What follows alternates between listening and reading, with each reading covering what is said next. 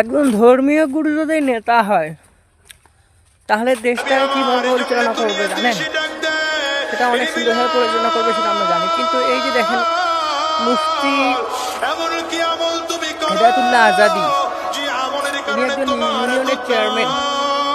তো দেখেন ওনার আদবটা দেখেন।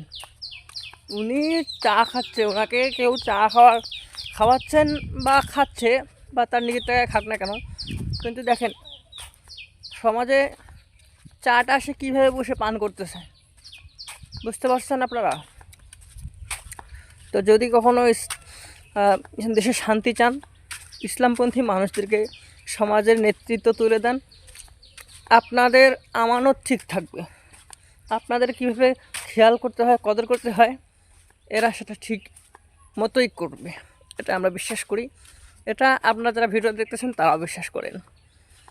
তো এই ভিডিওটা ছড়িয়ে দেওয়া হোক সবার মাঝে, সবাই দেখুক, এখান থেকে শিক্ষা নিক, এটা আমি আপনাদের কাছে অনুরোধ করব।